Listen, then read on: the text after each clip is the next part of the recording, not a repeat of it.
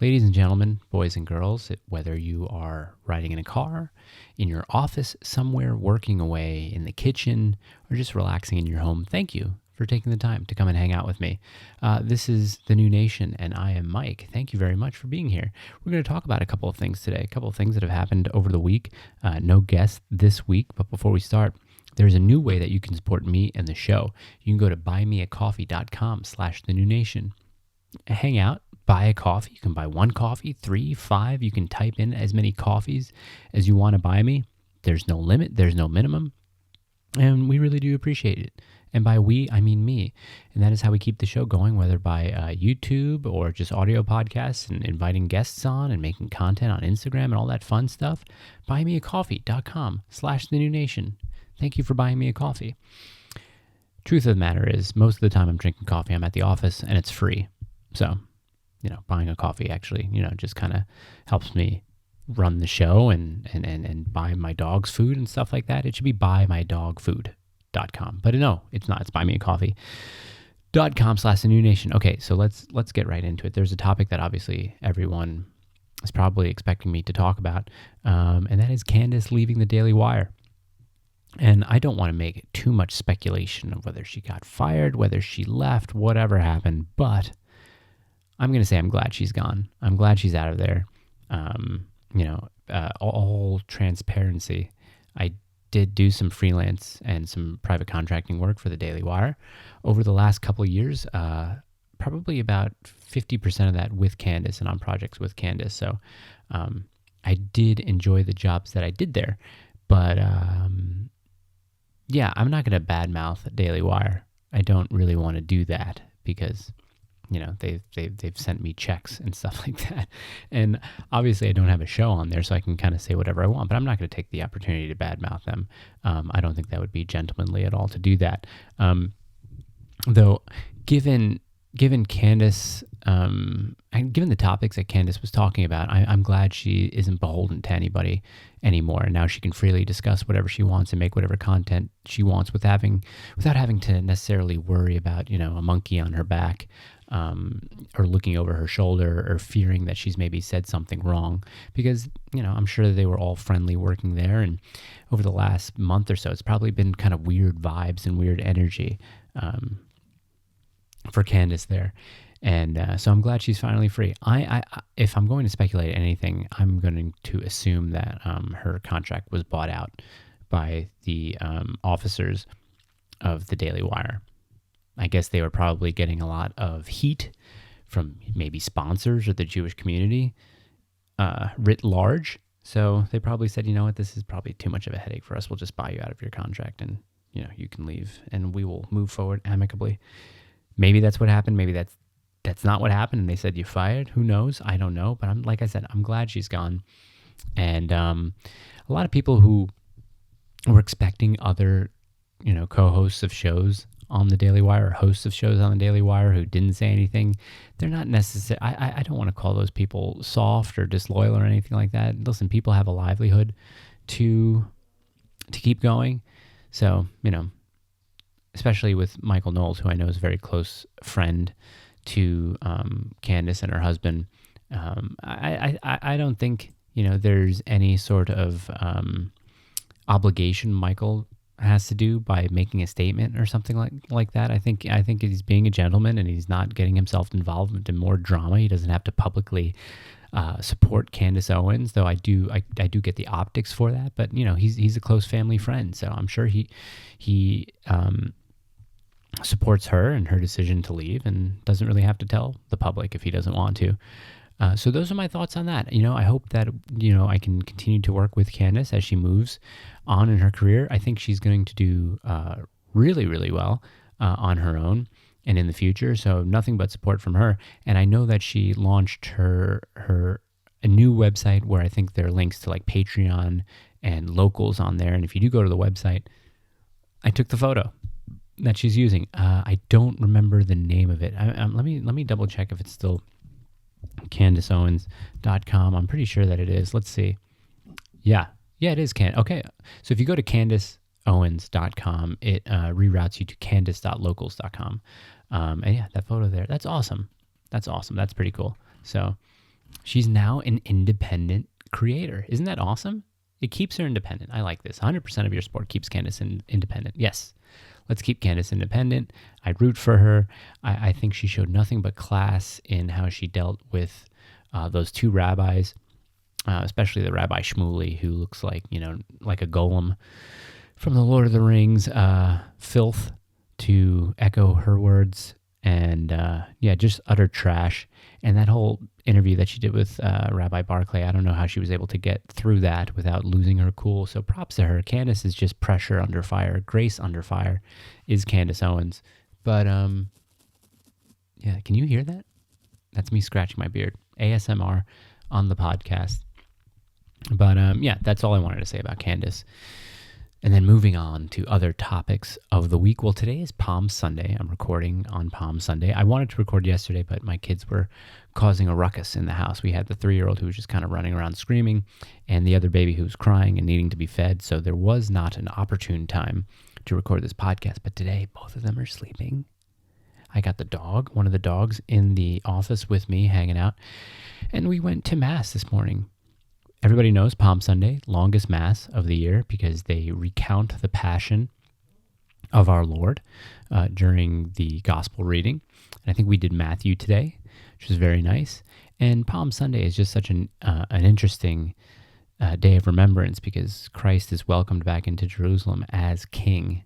And not more than 5 days later, he is condemned to die as the fake real, depending, who you are and how you're looking at it. But the title King of the Jews, as he's crucified, is something that's really astonishing there. How the same people who welcomed him into their city then later crucified him.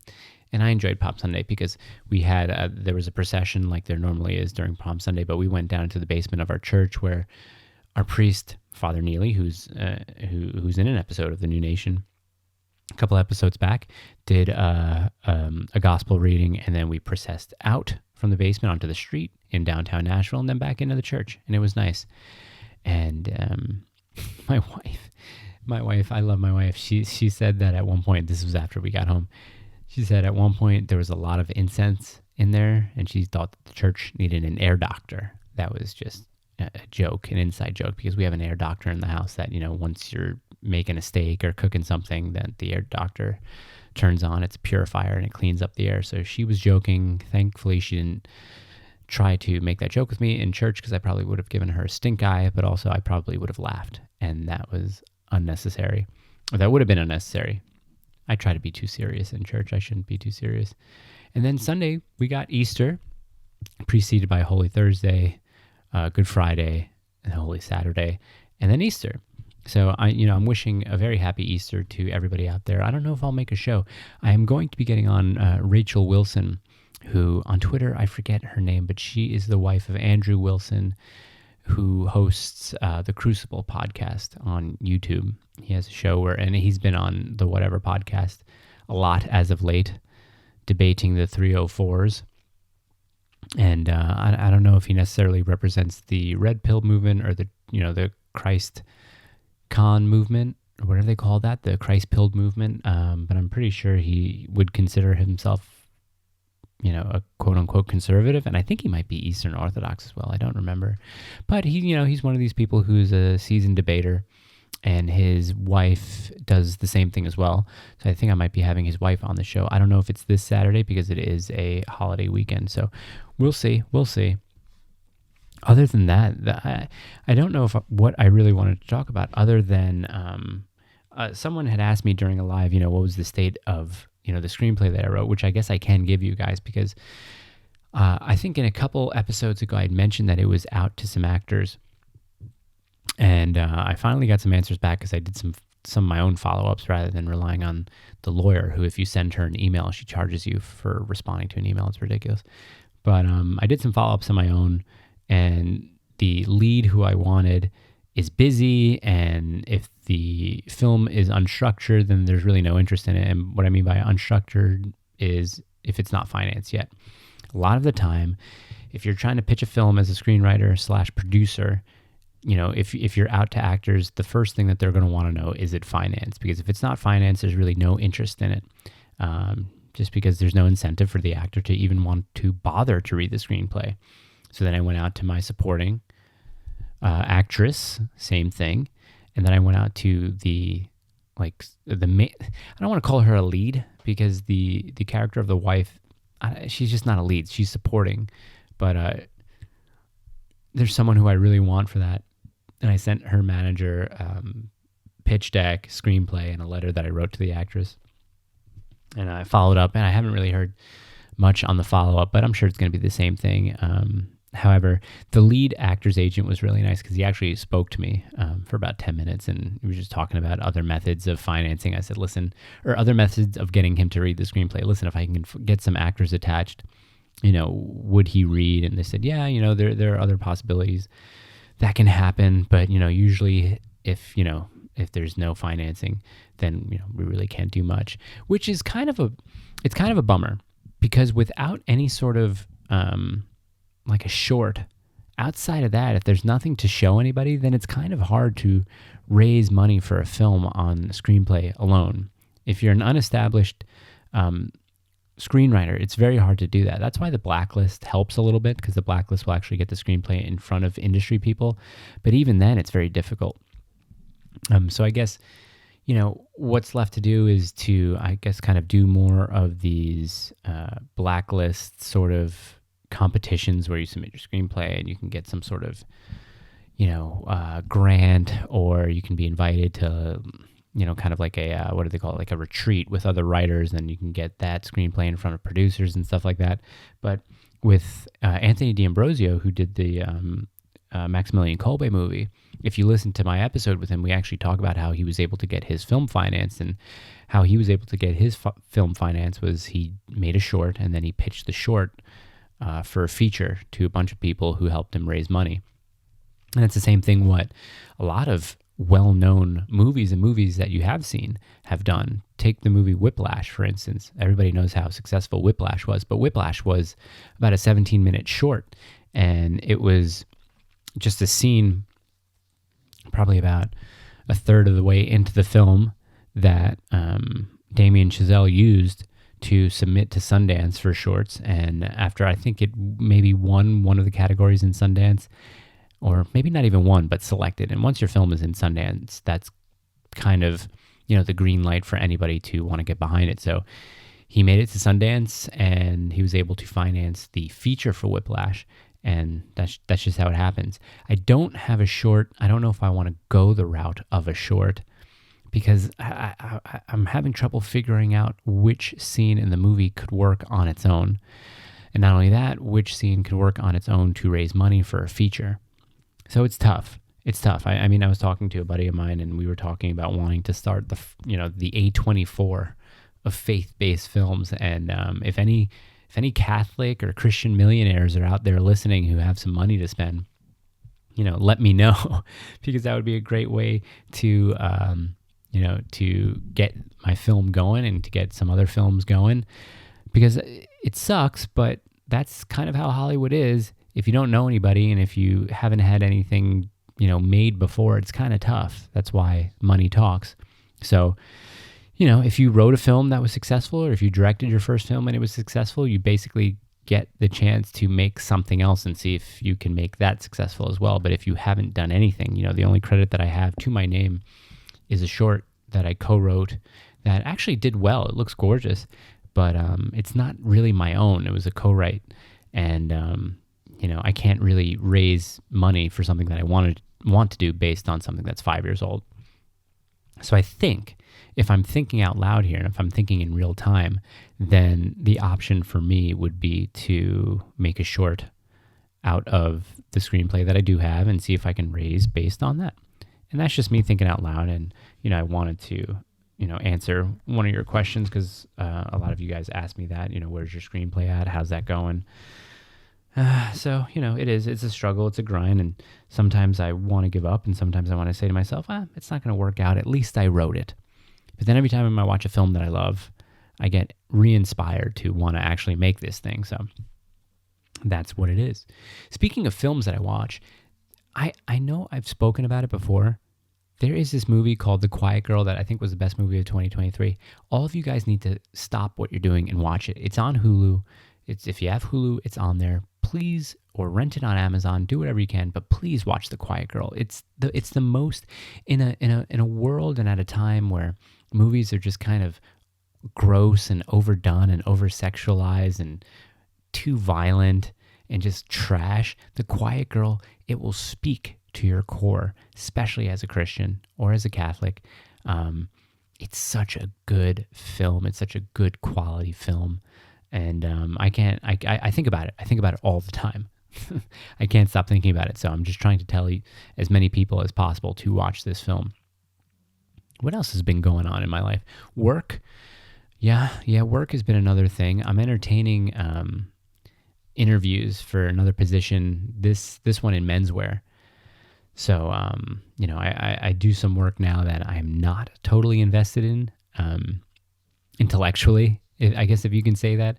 I am devoted to it as far as the physicality of it, which means, I go there, I do the job, I collect a paycheck, I'm able to provide with my family. But, I was talking to my wife about just not being at all interested in the work and not feeling that I'm contributing anything towards society. But what I am contributing to is the well-being of my family. So that's something that I can be proud of and take home. But at the same time, as a man, if he feels that he's not contributing to anything positive in the world, then, the job, it's not that it suffers, but you really don't get anything out of it. And I know, apart from a paycheck, you really don't get any fulfillment out of it. But probably people are going to say, well, menswear, what type of fulfillment does that get you? And I'll say, yeah, I help guys look good, feel good about themselves, give them a boost of confidence to go out into the world feeling like they own it. I like that. That's why I like working in menswear. So I have a second call that I have toward this one brand on Wednesday, which is nice and exciting. So hopefully I can kind of see about the possibilities of working for them, and if the money is the same and all that kind of stuff. If the money is the same or better, it's even better. But that's what I've been thinking about recently. Other than that, I did do a podcast with Gold Pilled that's up on YouTube. I think I put it in my story, but I'll link it again. I'll put it in my story, so anyone who's listening to this now that wants to take a listen to it or watch it, go watch it there. And that was fun. Other than that, I'm trying to think how many. Also, can someone count how many times I've said "other than that"? I really don't know. We've had to postpone my son's baptism. It was supposed to be yesterday. It's supposed to be on Saturday, but my parents, who were going to come up for the weekend. My dear mother had a little bit of a health issue, so she had to cancel that trip, and they canceled. So it's a bit of a bummer. But, just hoping that she recuperates and feels better. So if you guys can say some prayers for her, that'd be much appreciated. And they're probably going to come up here in a couple months or so. But we rescheduled the baptism to the end of April. They might not be able to make it for that, but we have my in-laws coming up, and my wife's brother and our sister-in-law to be the godparents of our son, which will be nice. So we're looking forward to that. And we're just generally looking forward to the warmer weather. The weather here is starting to turn. So it's going to be really nice starting this week and be in the mid 60s and 70s. And, going from there, once mid-April hits in May, that's when it's going to start to get a little steamy here in Tennessee. But let's see here. Oh, well, just looking at Instagram. So I did post that clip of Pearl talking about how she feels that she's reconsidering her Catholicism because, for whatever reason, people like to elevate women for no good reason. And these are her words, the church, quote unquote, does that with Mary because bearing the Son of Man and bearing God in your womb isn't special at all. And, she's just a vessel, right? As a lot of Protestants would like to say. It's just the utter disrespect for the most important woman of history is absolutely mind-boggling to me. I don't get it. I really don't understand it. I don't understand Pearl at all, which, full disclosure, and I think we've spoken about this before, during I'm Doing Great, we were going to have her on the show towards the tail end of it, but I think something ended up getting rescheduled and she wasn't able to make it or something like that. I can't remember. So thankfully we dodged that bullet. And it just goes to show you, if someone says something based once or twice, don't hold that to that person. Wait, give it a little bit of time. That's why you never really comment on a terrorist attack or anything like that. You want to wait and give it a little bit of time and find out what's really going on, because Pearl turned out to be an utter, what's the right word? Shit show, for lack of a better word. She's the queen of the so-called red-pilled movement, and it just turns out to be someone who you don't want to listen to, because she is a single, childless woman who thinks that Mary, the Mother of God, isn't important. So it's one of those things. I've said this before, and I've said it so many times. Do I have to be a Somalian to be able to comment on, the civil wars in Somalia? No, I don't have to be.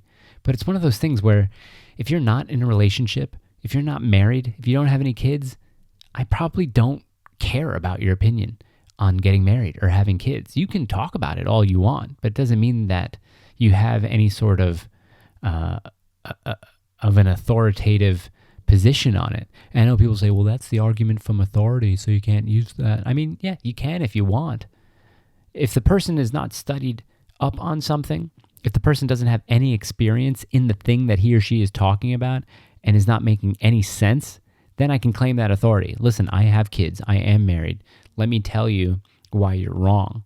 Pearl is wrong. She claims that she's talked to 1,000 women, so now she's some sort of expert on marriage and relationships. She's an idiot. I don't like her.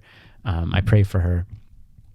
I think me calling her an idiot is not, it's not nice for sure, but it's not unkind. I think she's going to do a lot of damage to a lot of men and a lot of women who listen to her or take her advice, which she then says the stupidest thing. I don't give advice. I just tell you what I think. No, you're telling men that there are not enough women out there to marry because, women are divorcing men to take their money and their children for no other reason other than they can because of the laws, which maybe 0.001% of the time that's what's happening. But no, the majority of marriages are not ending in divorce, especially the majority of marriages with couples who go to church regularly and who live in a religious sort of household. Those marriages rarely suffer. But, Pearl will point to the one woman who, quote unquote, is a Christian, but who manipulated her husband into taking all of his money and his kids. Spoiler alert, that is not a Christian woman. So you can't categorize someone as a Christian who is doing unchristian things. Doesn't really make any sense. So once again, she's an idiot. And that whole thing made me mad. And then everyone in the comments is trying to tell me that Mary had other kids, and they keep on pointing to the same scripture that actually refutes their point, saying that actually, no, Mary had other kids. They named them in Mark, I think it's like chapter 6 or whatever. And it clearly says the other Mary, because they talk about after Christ was crucified, there's Mary Magdalene there, and there was Mary, the son, whose sons were, who were the sons? I forget who the sons were named. Was one of them James? Anyway, it's a different Mary. It's not Mary, the mother of Jesus. And, I've kind of run out of energy to reply to those sorts of comments. I just block those people, honestly. Those people deserve to be blocked. So, it is what it is. It's sad, really, but what can you do? You do so much. You point to scriptures. You point to dogma of the church. This is what this says. Oh, you're still arguing with me? I've got nothing else to tell you. Sorry. I tried. The hard-headedness of some people. Listen, my position always is, this is scripture, and then built upon that is the dogma of our church. Okay? That's it. That's the authority that I'm arguing from. It's not my own. Okay? The Protestant, most of the time, will say, this is how I interpret it. And I say, okay, well, where do you get that from? No, this is just my interpretation of it. Oh, really? Do you realize that the fathers of your religions also agree with me? That doesn't matter. Okay. Fine. Nothing else to say. There really is nothing else to say. I don't know. I guess I should have put a Q&A sticker on the Instagram so I could have answered some questions here. But other than that, it's not going to be a very long podcast. Where we're at, what else is there to talk about? I don't know. We did the best friend thing a couple weeks ago. I guess those memes are kind of tired out now, and everybody knows that your wife or your spouse should not be your best friend. and to do that is gay. That's also that's gay. It's a gay thing to do. What else? Mary didn't have other children. Mary was sinless. I think that's it, right? That's what I wanted to get off my chest. Talk about the Candace stuff. Talk about the screenplay. Talk a little bit about some of the Instagram posts. Yeah, guys, please go have a really good Holy Week. Have an awesome Easter with your friends and with your family, and God bless you.